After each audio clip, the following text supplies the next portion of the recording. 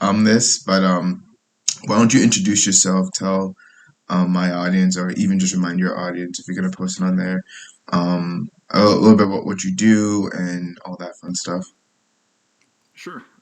So I'm a copywriter and an SEO specialist. Also write content, and I do a lot of things related to search engine optimization. And so I started out as a kind of a general digital marketer about 2.5 years ago now, and since then I've done a lot of different things, and more recently I decided to focus more on just copywriting and search engine optimization, and I'm doing less client work now and more affiliate marketing with things like Mm. YouTube and my blog. So that's kind of where I'm at. I'm still doing both, but I'm focusing a bit more on the affiliate side these days. Yeah, I imagine so because that's more passive. You don't have to deal with people for the most part. Yeah, Cool. it's nice. It's nice not to have, like, I guess, my main income dependent on people sticking around. Like, you don't have to worry as much about like a big client leaving and stuff like No, that. yeah, I mean, there's downsides to affiliate too. Like, if a payment doesn't come out at the right time, then it's kind of like, what do I do? yeah. I mean, you let them know and you hope that they fix it and everything. And I haven't No, had yeah. any really big issues with that yet, but you never know. I've heard some stories. So yeah, some scary stuff. No, yeah, it can be very that happened to me one time too, actually, doing some affiliate marketing, and then it's we had the payouts take month. They took like a month, and then literally I emailed the guy, be like, when is this That's gonna be another issue received? too. And it's just gonna be like, oh, it's gonna be received, like it was supposed to process tomorrow, but I sent it to you anyway. I don't know if I believe that or if it's actually was gonna be processed tomorrow, but um, yeah. Anyway, so this isn't about affiliate marketing right now. We can do that another time, or maybe after this if you want to stick around. But in this one I want to talk about your SEO experience. Like you said, you're an SEO specialist. You worked with clients before, and I have a couple questions for you. So my first question is, this is what I get a lot, and if I can imagine someone who's trying to get into SEO is thinking, but is it still possible to do SEO, not only get clients, but get clients good results now in like 2021? Well, yeah, of course. I mean, lots of people are doing it. Um, I think it's kind of at a bit of a weird place because of uh, I mean, I don't know. There's been some weird updates to Google where, like, um, so yes, SEO has always kind of been a long game, right? Compared to other uh, marketing strategies, it's like not the one that you do if you need results right away. But recently, it's been like it's taking way longer for Google to update the index and stuff. Hmm. So it's even more of a long game, and you really like. I think you really need that experience to play that long game because if you don't have some experience telling you what to do, you're just going to not see results right away, and you might change something before it Mm. has a chance to kick in, or what have you. But yeah, it's definitely still possible to get into. I see lots of people having success with local SEO and affiliate SEO, and I see people talking about like how blogging is dead and stuff. I see that all But the then I time see too. other people making very good money through blogging. Yeah, So I mean, I think you have to be able to commit to it for sure. But that's true of it's most with things. anything. Even digital Yeah, marketing, you can get results fast, but you have to commit to learning it, doing all yeah. that fun stuff. But yeah, so that's good. So you're saying it's a long game overall. How long do you think until it's like you can start seeing some results? Because I had a I had a client who I did some SEO with. After 2 weeks, he was like emailing me. He's like, "Why am I not at the top of Google yet?" And I told him, I'm like, I can't, like, I ran Google ads. That's why I said, like, I'm running Google ads for you. That way you can at least pay to be at the top. And like Yeah. you can't expect for a popular keyword and pretty popular location to be at the top of Google in like 2 weeks. And I told him it takes like, 2 to 3 months, 2 to 6 months. I don't honestly, I'm not the SEO expert, but can you give a little bit more shining on like how long Yeah, no, you're yeah, exactly right. takes? Yeah, you can't expect to.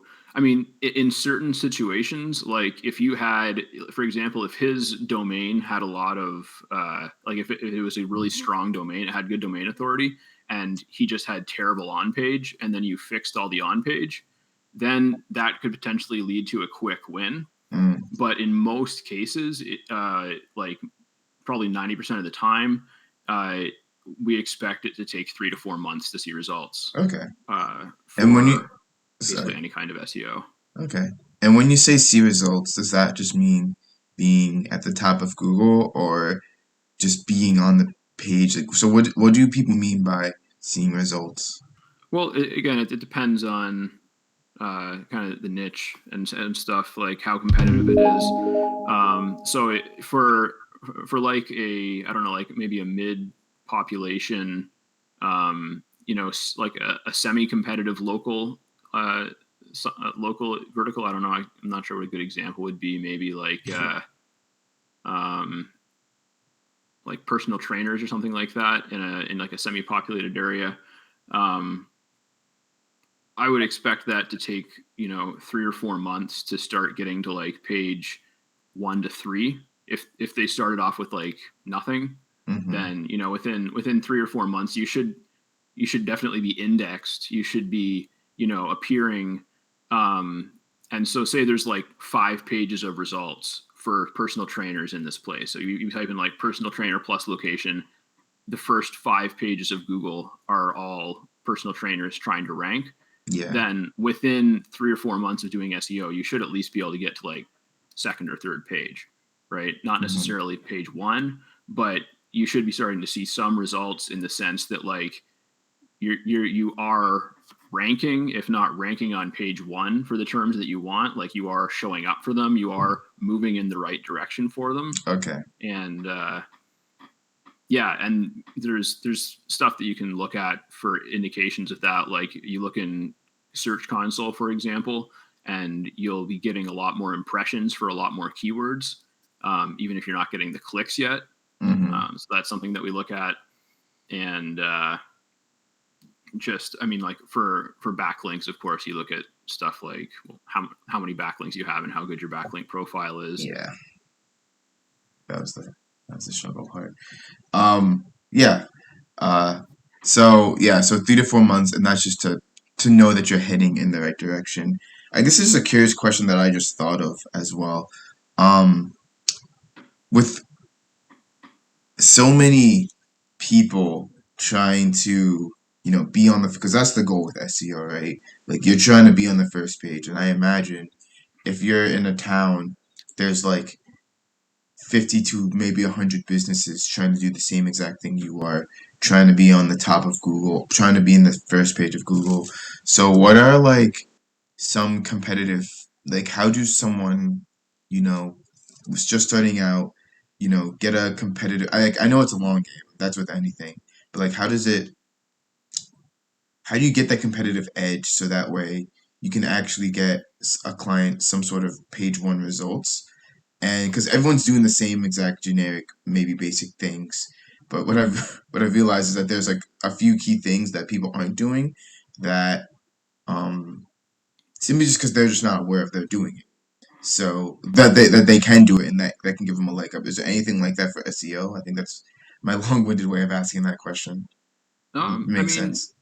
yeah, because there's things that some people do that others don't, and there's because they think that it's like not worth the trouble or it's not Hmm. necessary or whatever the case may be. Um, there's so I mean for like kind of standard stuff, you would have like you would set up your citations, you would set up your Google My Business, you would do some on page, you would get your meta titles, you would um you might do a press release or something. It's kind of like standard local SEO stuff. But then if everyone's doing that and you're just doing that, then that might not be enough, especially if you're like the newer website and the other ones have more authority, they've been around longer. Hmm. So then you might need to start doing some actual like content marketing. You might need to get a blog going. And so if, let's say we're talking about a roofing company, let's say we're in a city where there's 50 roofing companies, which means the first 5 pages of Google are just going to be full of roofing companies. And we start doing all the standard stuff and we get to like bottom of page 2 and we can't move any further than that because there's too much competition and they're all doing the same things. But then we start a blog and we start posting like 2 articles a week about like roofing and the best tiles and how to clean your roof, how to clean your gutters, how to like just all this different content related to roofing. Mm. And we're linking internally between our posts, adding more topical relevance to our website. Google's going to start to respect us more. And in addition to just the topical relevance, more people are going to be coming to our website to consume the content, and that's going to be a positive, like a positive indicator for us. That's going to get us more ranking as well as we have more traffic, and people are going to potentially link to that content as well, which is going to build our authority up past what the other sites have that they don't. So it's kind of a race. It's like who can do the most in the least amount of time. And so that's why SEO can become a Mm. really big, like a high budget thing, because it's like, if you're in a very competitive industry and a very competitive place and you want to outrank people, then you're going to have to do more than them faster, which means like you're going to have to get more links faster than they're getting links. You're going to have to publish more better content faster than they're publishing content. You're going to have to do more promotion to get more people to come to your website so that Google starts to respect you more.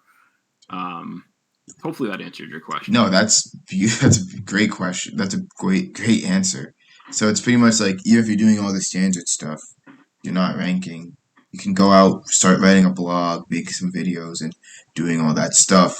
And once you write that blog, it has so many more benefits. You're getting traffic to the page. You can probably do some more on-page SEO there as well. And that's going to give, yeah, because Google, like everywhere, just loves content nowadays. Everything's like a content machine. So no, that's a really good one. It's a great way, to stand out in the competition because a lot of people aren't doing it simply just because it is a lot of work. Like I have a blog on my website. I haven't written a new blog in like God knows how long, but that's not my primary way to get clients or do anything like that. Mine's mostly through video. Um, another curious question. So if you go on, like you're talking a lot about backlinks, and I know they're very very important. But I go on like Fiverr and it's like, oh, get 5,000 backlinks for like $20. So what is that? And like, should I? I'm um, guessing I should not do it, but like, what is that? I wouldn't recommend it, but I mean, some people probably would. Hmm. Um, there's a lot of different kind of crappy backlinks that you can get. Most of them would probably be from what we call Web 2.0s. So like .blogspot.com websites, .wordpress.com websites, wixsite.com websites. Like all these places where you can sign up for a free website, Hmm. and then be on someone else's subdomain, so it has some authority, and Hmm. then you just set up like a website and a blog that's like totally legitimate, and then you just put a bunch of backlinks to your other site. um, and there's a little bit more to it than that. Like there's one thing that people will do is they'll like get themselves one real link, and then they'll point all the crappy links at that page that's linking to them, and that'll like up that page's page rank. Okay. And so I don't mess around with that kind of stuff, Yeah. but I'm aware Seems of like it. black hat. Yeah, that's Yeah. what we call Can it. you quickly describe because I kind of skipped over what backlinks are and what's their relevance and stuff actually Sure. So before we go a into it? backlink is a link from someone else's website to yours. And I think there might be more now, but there's basically three kinds. There's a follow backlink, which is the most powerful kind. there's a no follow backlink, which is what we use for affiliate links. And there's a sponsored backlink, which is when someone actually pays you to put a link in, and then you use a special tag to kind of show Google that it's promoted. Mm. And yeah, so backlinks are just links from other people's websites, and the reason that they're important is it's like a trust factor, because there's only so much that Google can, and other search engines, there's only so much that they can do to understand whether your website is relevant and helping people based on things like your content and the like traffic signals from people going to the site and stuff. And technically those things are easier to manipulate, right? Like it would be easier to like, I don't know, pay for a bunch of good content or pay someone to go to your website and browse around it for a while. That would be easier than like paying, I don't know, Forbes to link to your website, right? Like, I mean, well, and Forbes does sponsored posts, but maybe that was a bad example. But it'd be easier than getting like some big business to give you a backlink. Yeah. So basically, it's a way for the search engine to know that you have like that you're like respected and you have authority, and like other businesses, other websites trust you. Okay. And like yeah, so I guess I would call it like a trust signal. But yeah, they are very important for maybe less so. I would say less important, less necessary usually for local ranking, but you still want your like some links. Yeah. But more they seem to come into play more when you're trying to go for like national keywords. And, Okay. Yeah, really high competition stuff. That makes sense. Can you describe what a follow and a non-follow link is? Because I'm Yeah, so actually don't know it's that. just it's a rel. It's just a tag like in the HTML. So and if you use WordPress and you have a plugin like Rank Math installed, then it just gives you an option that you can just click on. So it's like you set up a link and then you like click a button for follow or a button for no follow, or maybe there's a toggle or something, I can't remember. So a follow link just means basically that you are passing along as much of what we call link juice as possible. It's like you're saying, like this is basically follow links are for linking to external resources that are relevant to your content. So if I was like writing an article about search engine optimization, and I started off by saying like, what is SEO?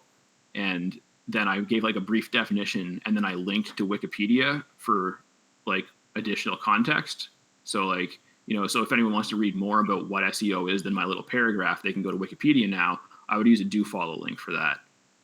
Because it's an additional educational resource that's relevant to the article. Whereas a no follow link, they don't transfer as much SEO juice or link juice rather, and don't want to get these technical terms wrong, right? Oh, yeah. Jesus. So they don't transfer as much power, and it's a no follow is kind of a way of saying like, okay, we're linking to this source, but it's not like a resource. It's not, it's mostly what we use them for is affiliate links. So like if I'm going to affiliate link to,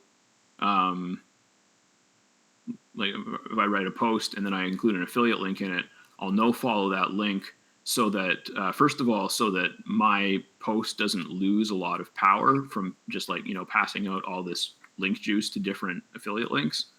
Because I want to keep as much of that power in my post as I can. And also just, I mean, as far as I know, just because that's kind of what Google tells us to do. There's actually an update recently that like some people were saying, oh, now Google wants us to use sponsored links for all of our affiliate links. And some people were saying that, and some people were saying, no, still use no follows. I haven't stopped using no follows, and I don't think I've been penalized for it. So, yeah.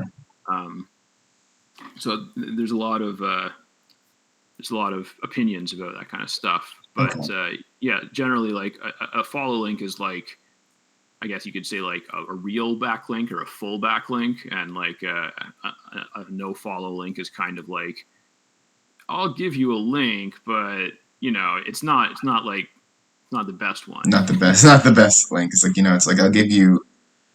It's like kind of like leftovers. Like it's still pretty good, but it's not as good as like if it was just made Yeah, freshly that's a prepared. good I way of get. I putting get you. it.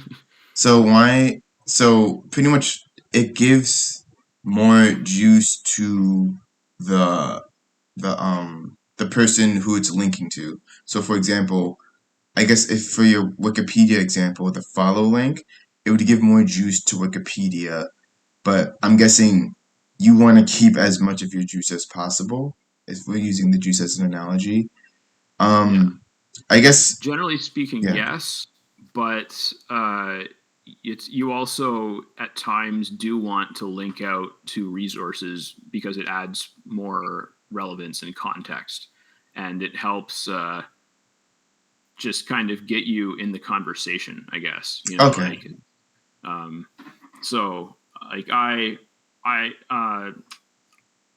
normally, I mean, for review posts where I'm just like reviewing a product or something, I don't usually link out to any sources. But when I'm doing like an informational post, that's like, so if I was writing what is SEO, then I would probably link out to an external resource at some point. Even if it was just like a Google article, I might say like in some point. Actually, a good example is Facebook ads. I have a post in my blog about Facebook ads, and at one point I talk about Facebook ad policies, and I link with a do follow link to the Facebook ad policies page, yeah. right? And that's probably a good link for me to have because it's going to an authoritative source. It's very relevant, and so it's going to kind of establish trust in the eyes of the search engine. They're like, okay, this guy's talking about Facebook ad policies. Then he links to the actual ad policies. He must be I telling the see. truth. Okay, I see what you're saying. That's actually pretty. So how I'm understanding it is, if it's pretty much not like an uncredible source, but if it's not really like ranked or Google doesn't see it, Google doesn't like not trust it, but like it's not high up there. You kind of want to use Yeah, like a no follow link because it's like, oh, you're associated with this company, and this company maybe doing some shady stuff, so that means you might be doing some shady stuff. So you might want to use a no follow link for that. But if you like doing like an authoritative or a big business, it's like, oh, like okay, okay, I see you. Like, okay, this is a big company. We know they're doing great stuff. The fact you're linking to them, you must be, being honest, doing great stuff, doing good stuff as well. So, okay, cool. So that makes sense with the backlinks and all this stuff. So, from this conversation, it is a lot with SEO. There's a good amount of semantics, good of stuff to learn. So, let's say someone is a complete beginner. They just learned what SEO is, and they're like, "Hey, I want to do this for other businesses and help them, get to page one on Google." How do you what's the best way to like get started? All you have is a computer and your laptop and a goal that you want to reach in mind. So how do you suggest people get started with SEO? well, I guess probably the easiest way to do that would be to like join an agency and learn one thing at a time. It's not the way that I went, but I met one guy who was working at an agency at one point, and like his whole job was writing meta descriptions. So it's just like he's part of a big machine, and they tell him what meta description is to write, and he writes them. So he probably got really good at writing meta descriptions. He probably knows all about that stuff, and then hopefully at some point the agency is going to be like, okay, we're going to move you to something else now, and you can learn other stuff. So that would be one way to go to try and work for an agency or How, try and work for someone. Um, how does someone like get to that level? Or like how does someone, actually do you know any steps that someone could take to actually work for an agency?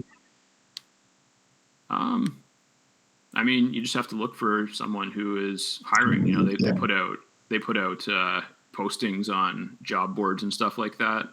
And I mean, not all agencies look to hire and train from the ground up, but I Some guess do. some do. It's not something that I've really ever looked at, but that's just. That's just, I think that would just be the easiest way, because then you would be learning from people who would have a reason to teach you what actually works, Yeah, and beneficial. you wouldn't have to worry about doing it all at once, right? But I mean, other than beyond that, beyond getting paid to gradually learn, which would be, of course, ideal. Hmm. Probably the best way is just to start a website. Like you start learning and you start doing, and then if you're actually doing stuff at the same time as you're learning it, then you get to kind of see when things actually work, and it all makes a lot more sense. Hmm. Because if you just try and learn SEO from a book, then it's like Yeah. it's a lot to absorb, and it's just kind of like, I mean, every book is going to be different. Everyone has all these different opinions that like of what works and what doesn't, and you need to build some understanding for yourself of what works for you and your style.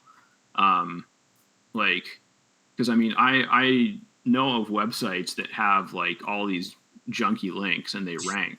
Mm. But that doesn't mean that if I pointed a bunch of junky links at my site that it would rank better, because it's a very non-junk domain. It only Yeah. has good backlinks right now, so that would potentially damage my site in a way that it wouldn't necessarily, um, other sites.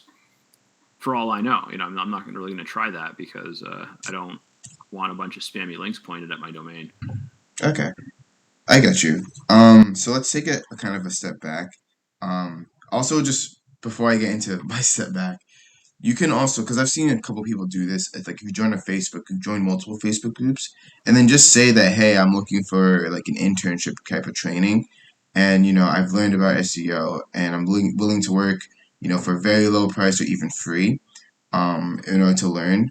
Because if you have no experience, you shouldn't be trying to get money at first overall. I mean, if you do get paid, that's great, and that's awesome for you.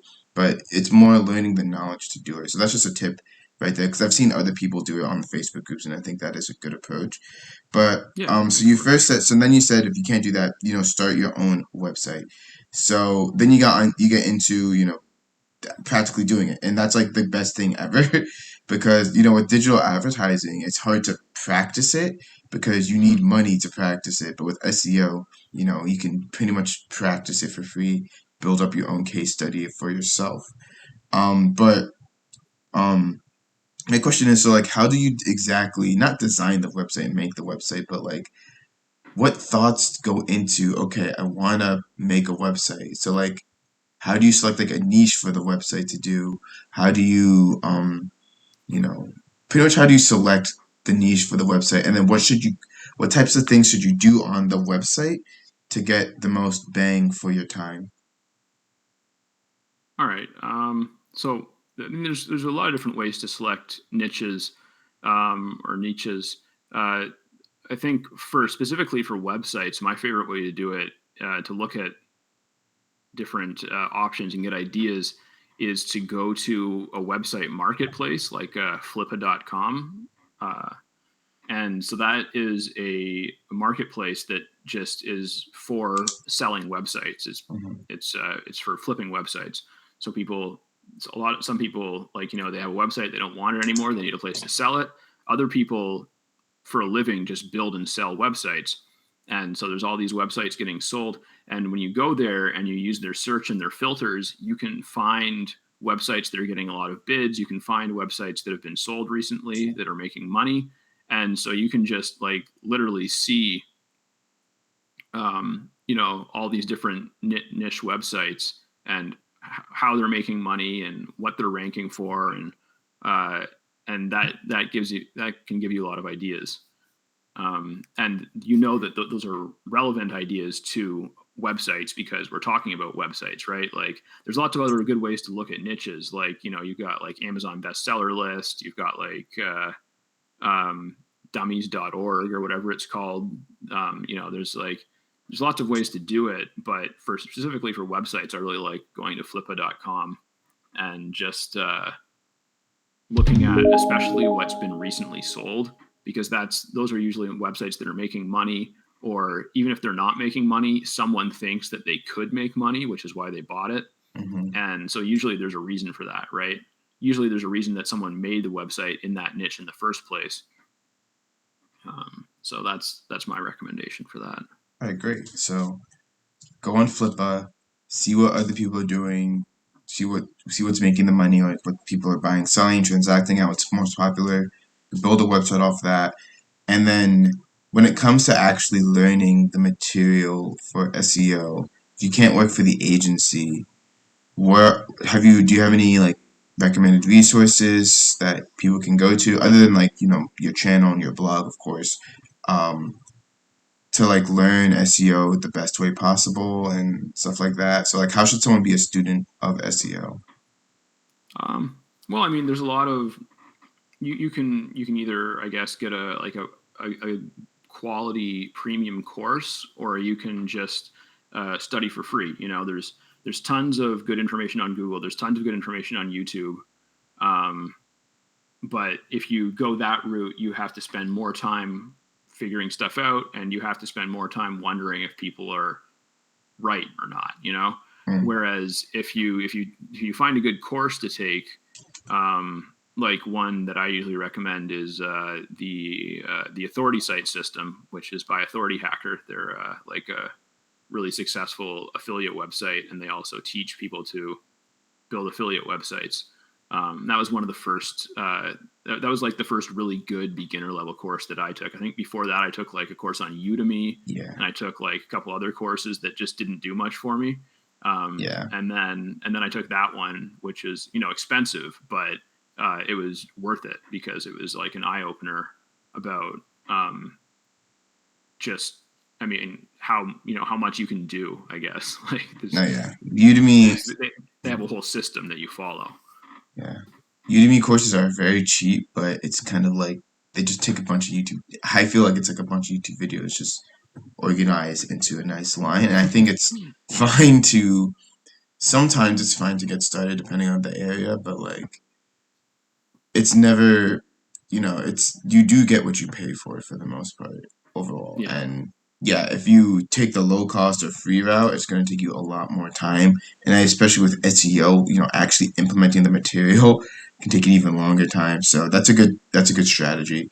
So maybe, like start like type in like YouTube like SEO stuff, learn a couple things from videos, but then, if you wanna actually get it down pack and you're serious about it, then you can go ahead and take a premium course or any a premium course for the most part. But yeah, so let's get into, the more, I guess, fun parts of SEO. I guess like how much do SEO agencies usually or like freelancers usually charge? Mm-hmm. Um, and like what are like some perspectives like on like costs and stuff? On like not really cost, but like how do you price your SEO agency services? And then we'll get into how do you find clients to run SEO for overall. Okay. Well, in terms of what pricing is, it's varies very widely. First of all, because it depends on the niche or the vertical that they're in and how competitive it is. Like if I'm doing SEO for a dentist in a town that has 20 dentists, I can probably get them to the top of page one for like $500 a month or something. Like, Hmm. um, it wouldn't take that much effort.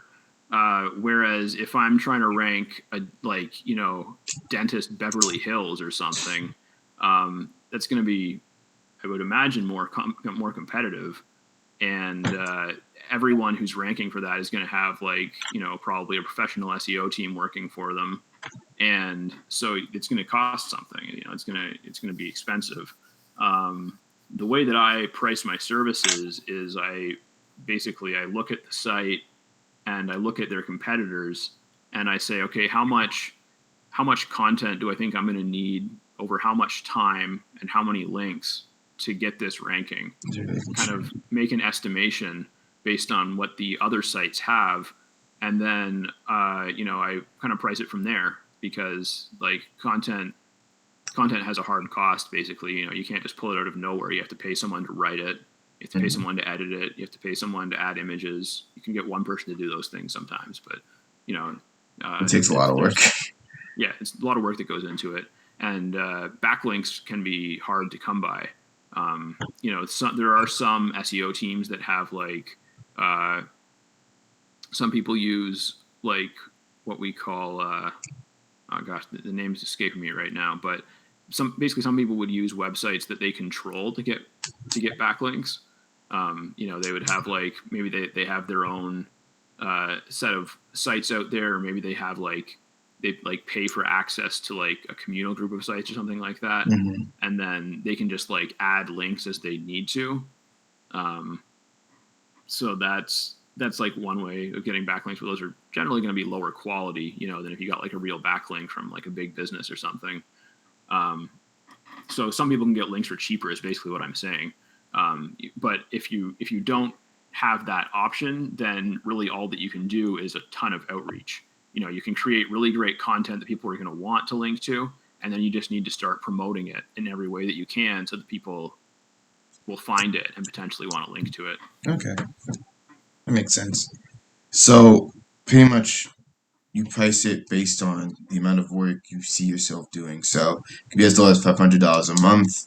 It could be, as high as maybe 1,000, 2,000, $3,000 per month, depending on the competition. And then that's a good way to see it. Like, okay, here's my competition.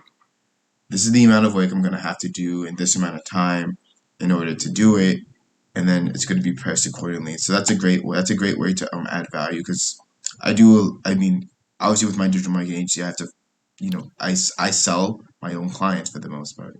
And that's a perfect way to sell it because if you just say, yeah, I'm going to charge you $3,000 a month for this SEO service, and even if you explain all the generic terms, they're going to be like, wait, what? Like, why am I paying this much? When you say, okay, I'm going to make 10 pieces of content per week, if you can, and do this and that, and then your competitors are doing this, and it's going to take me, it costs this much time to do that, and then it really makes sense. It's kind of like an itemized receipt of what they're going to get, and then they can see like, yeah, once I do all this, you'll most likely be at the front of the page 2 or 3 at this time, and then et cetera, et cetera. So that makes sense overall. Um, how do you, so now that let's say you have your pricing model set, you know how much you would charge and stuff. How do you go about and find clients who need SEO work overall? Well, I mean, you mentioned a good way already is like, going in Facebook groups, going on social media, stuff like that. If you're good at it anyways, like if you're good at inbound marketing, then like, content marketing on any platform is a good way. I actually like, I recently, I made one post in a pretty big Facebook group about it was like just I guess a value post where, I said like I accomplished this and this is how I did it. Kind of talked about SEO a little bit, like how I ranked for a difficult keyword, and it got like 200 engagements, and about a dozen people reached out to me asking me if I would work with them. That's great. So that's one way to do it. Um, the way that when I used to spend more time like looking for clients, like if you need to go out and look for clients and you can't get them to come to you, then the easiest way is just to search for something on Google and look at people who aren't ranking. Yeah, that's Like so you can say you search for like dentist Beverly Hills, then you go to like page 3, page 4, page 5, see who's there, and you can, and if you look at like their meta titles and stuff, you can see who's trying to rank. Like they're the ones that are, they're using the keyword in their title, but they're not ranking. And I know we said it before, can we quickly describe what meta titles are? yeah, meta title is what shows up in the Google search result with the Oh, link. okay. So the meta title is, and it appears in the top of the browser. Like when you go to a page, it'll say the name of the website in the tab at the top.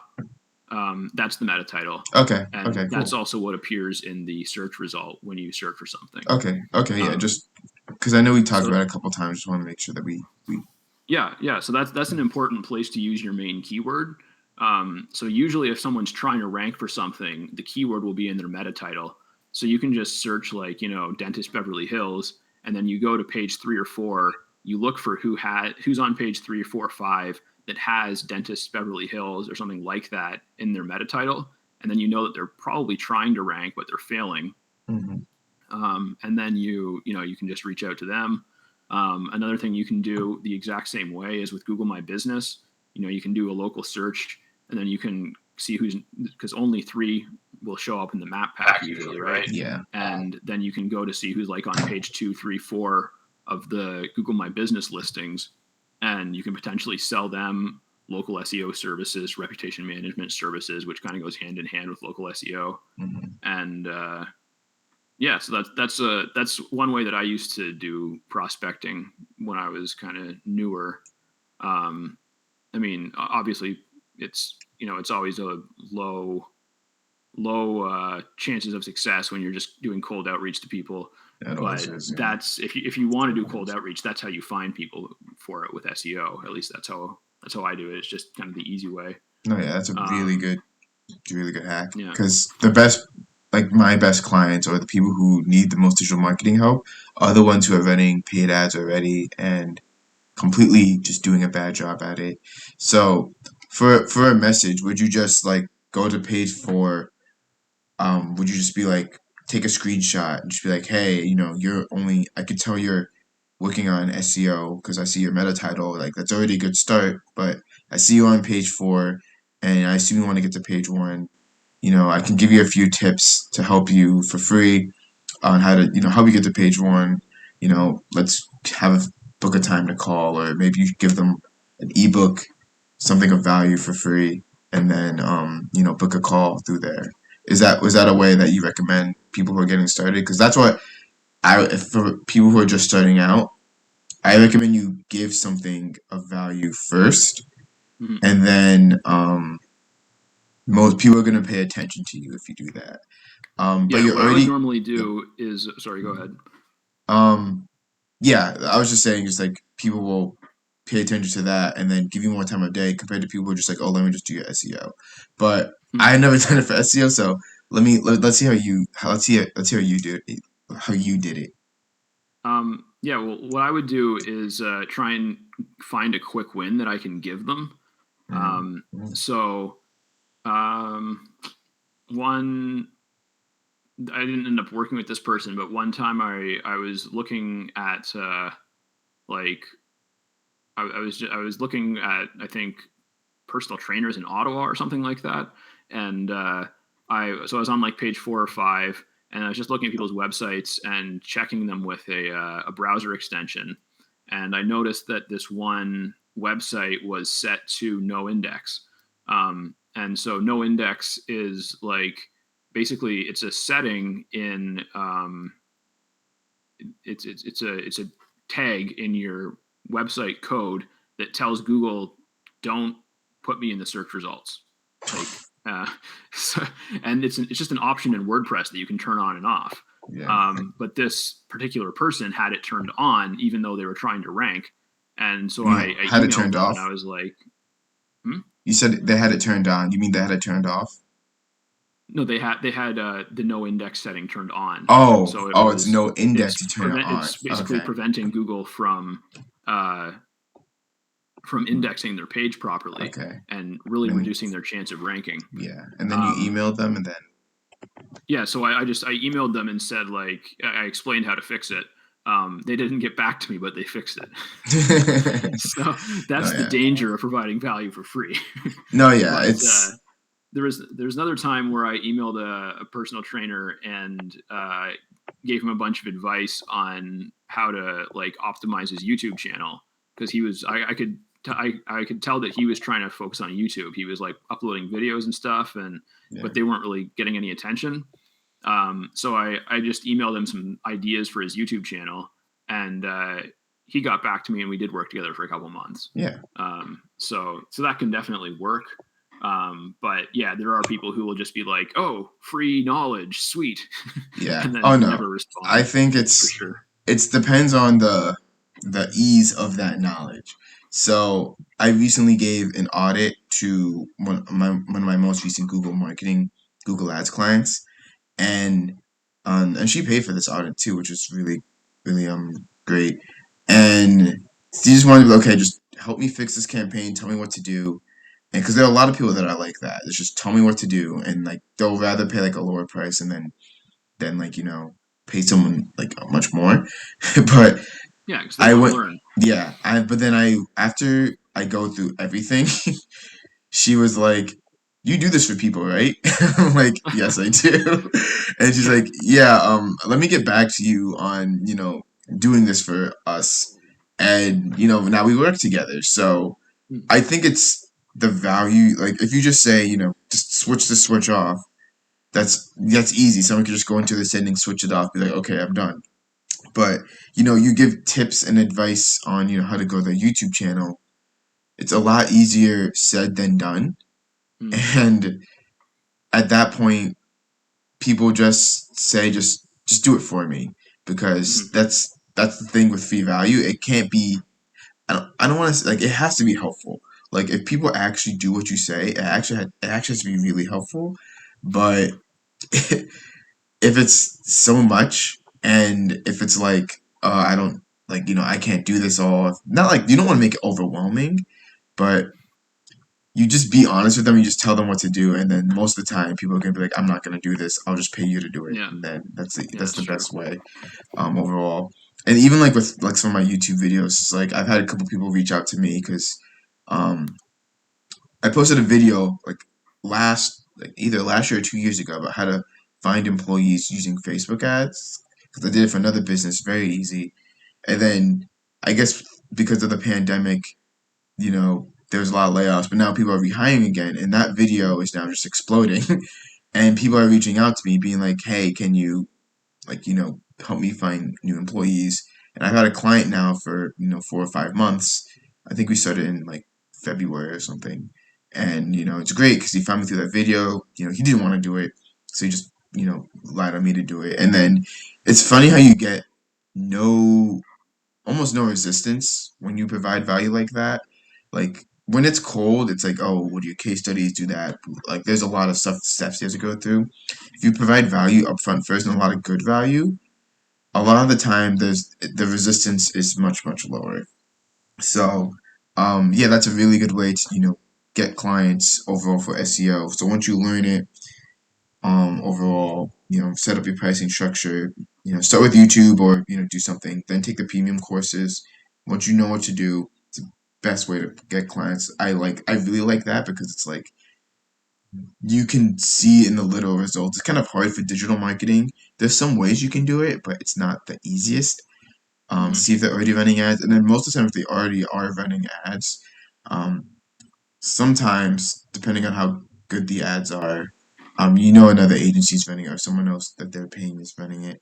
So, I mean, my last question is in regards to SEO is what should be the very first thing someone should focus on when starting to like, build an SEO agency or just build out their SEO career? What's like after they watch this, after they hear this, they should click off and do that right now, and then to start and mm. jumpstart everything.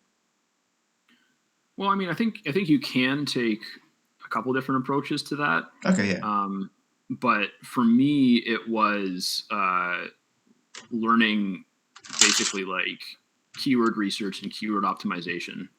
Um, Basically, learning on-page SEO because I was already a writer, and so by learning a little bit of SEO, I was able to start doing content writing and working with SEO agencies, and then I started learning a lot more from that. So I guess I would say like well, content is a good place to start because that's the necessary thing. You have to have your content. So that would be a good place to start really for anyone is like, start with learning how to do content writing, start with learning how to do keyword research and optimize articles with keywords properly. Um, so that's a good place. Um, but also just like, I guess, understanding how search engines work, like, gaining a general knowledge of like when you do a search and sometimes it looks different. What does that mean? Like what's a local search versus a national search. What are the different features of the search engine results page, and what do they mean? What can you use them for? Stuff like that. Um, because that's the kind of questions that people ask a lot. And if you can't answer those questions, then you're probably not going to be able to like handle their objections and stuff. Yeah, you get to know what you're doing. So yeah, that's a really good part. Just learning, start from where you are, and just learn pretty Mm, much the whole basics. Because even with me with Google Ads, I get a lot of basic questions like, oh, what is overall a click-through rate, ad copywriting, like what is all mm. that stuff? And you get a lot of the basic questions. So yeah, so SEO wise, that's a great place to start.